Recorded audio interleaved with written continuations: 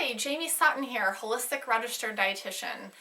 Welcome to part 2 of my 3-part video series on 5 keys to optimal health and vitality from the inside out. So the first video I talked about getting our spirit healthy and getting our soul healthy. And today I'm going to talk to you about the next 2 keys. Key number 3 is put your body in motion. We have to put our bodies in motion to put our soul at rest. There are so many positive health benefits of moving the body. Now, putting your body in motion can look differently to different individuals. For some people who aren't physically fit, or maybe who don't currently have an exercise program, or maybe exercising is very difficult for them, that could be just engaging in a walking program. And do you know that research has shown that a 1-hour walk a day does more for depression and mental disorders such as anxiety, worry, depression, people who suffer from depression and being down emotionally and mentally, that just a 1-hour walk a day does more for depression than any other form of treatment, than medications, than therapy, than counseling.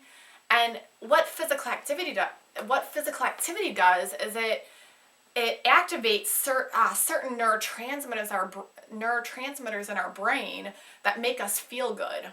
Okay, so if you've ever done a hard workout, or you just go for a nice long bike ride or a nice long walk, and have you ever noticed that feeling that you get where you just feel better? Maybe you started off working out, or you started off with your walk or your bike ride or whatever it is that you're doing. Maybe you started off feeling low energy, or maybe you're like, I don't feel like doing this. But then by the time you're done, you feel up and you feel like you got a little bit more energy, right? I know I do. So that could be just maybe walking. It doesn't have to be an hour. Maybe it could be 20 minutes. If it's winter and it's not summer and you live in a cold climate, maybe it's not feasible to go for a 20-minute walk outside. Maybe you could go to your gym, or you could go to the local mall, or you could go to an inside area where there's a lot of room where you could just walk, do a nice long walk. If you're more physically fit and maybe you're already engaged in an exercise program, maybe that would look something like taking your workout up to the next level, or maybe challenging yourself by starting yourself on a new exercise program, or just doing something new that challenges your body more. I know that when I start a new exercise program, or I set a goal for myself to increase my level of fitness in whatever area, that I just feel good. When I push my body, I feel good. But you don't have to push yourself to exertion. You don't have to push yourself to the limits. Like I said, just keeping your body in motion. And let's focus less on working out and focus more on moving. Anything that gets your body moving. Try to move. Try to take advantage of moving as much as you can throughout the day. That will do wonders for lifting your total being energy. Remember, our total being is our body, our spirit, and our soul. And our soul is our mind, our will, and our emotions. So by putting your body in motion, it will help put your soul at rest. It will help give you more peace. It'll help balance your hormones out a little bit. It does wonders. And my next key is we want to eat a diet that's rich in whole unprocessed foods. We want to eat God's food. We want to eat foods that are as closest as possible to the way nature presents them, whether that be plant foods or animal foods. And I'm not here to condone any specific diet. I don't condone veganism or condone a high protein, low carb diet. I don't condone any kind of extreme. We want to eat a balance. God made an abundance of foods for us, an abundance of food for us to eat. And he gave us the animals. And actually in the New Testament, Jesus says that we can kill and eat, that we can eat the animals that God has given us, that we have dominion. So, and I don't want to go into debate. I know that there's all kinds of controversy on whether or not we should eat animals and what that encompasses. But the whole point is whether you're eating plant foods or animal foods, eat them as close as possible to the way they were. Either if we're talking about a plant, when that plant was picked from the ground, or the tree it grew on, or the bush it grew on, the least amount of processes that was done to that food after it was picked, the healthier it is, the more nutrients are in it. And when we talk about animals, whether it be land roaming animals or fish from the sea, we want to eat animals that are either, if we're eating animals that were raised, we want to eat animals that are raised the way that they would eat if they were raising themselves in the wild. Or we want to eat fish that are wild caught. We want to eat fish that come from the sea or the oceans that haven't been raised. Fish don't need to be raised. And we want to eat fish that eat what they would normally eat based on their natural habitats. And another key to that is we want to try to aim for at least half of our food intake from fruits and vegetables. So fruits and vegetables should really be the mainstay of our diet. Okay, whatever your dietary philosophy is, fruits and vegetables are very rich in nutrients.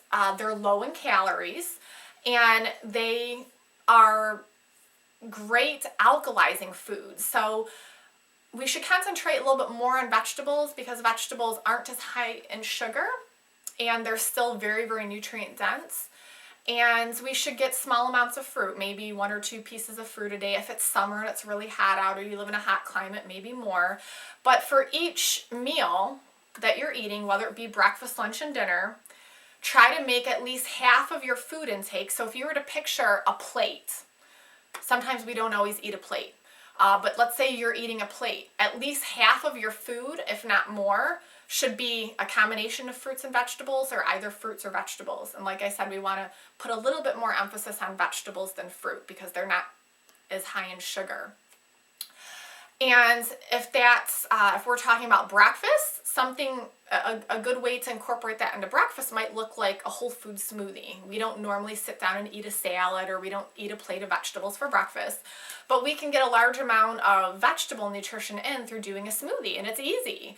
And it's actually really good for your digestion. So that could look like maybe taking a large handful of greens, whether it be spinach or kale. That could be taking a half a cup of fruit, like maybe some frozen berries or some pineapple, maybe a little bit of avocado to give that creaminess to your smoothie.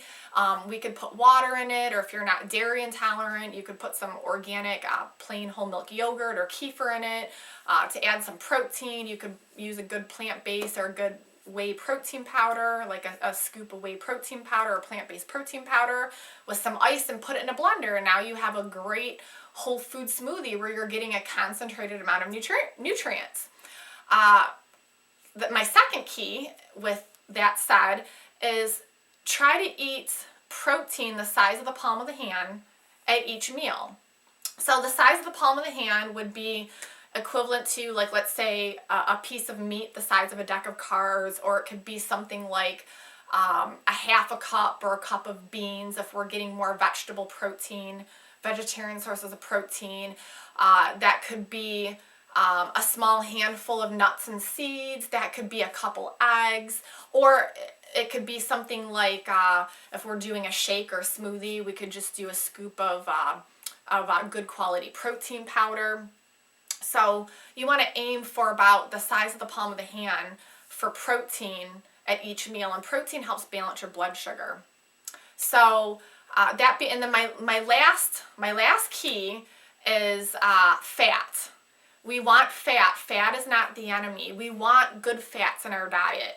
A lot of our cells need good fats. Our cell membranes need good fats. So to make it simple, you want to eat good sources of whole foods that are rich in fats, like avocados, raw nuts and seeds, or sprouted nuts and seeds, or that could be concentrated fats that are virgin or expeller pressed, like virgin coconut oil, extra virgin olive oil. That could be it could be a good quality butter. I recommend that when you eat butter, you Look for organic butter or grass-fed butter like Kerrygold is found in most major supermarkets. That's a good quality grass-fed butter. And also, if you can tolerate dairy and you don't have a problem with dairy, then do whole milk plain yogurt or whole milk plain kefir. Fermented dairy is a great, whole milk plain fermented dairy is a great source of good quality fats. So that's it for 5 Keys to Optimal Health, part 2 on your body. See you next time.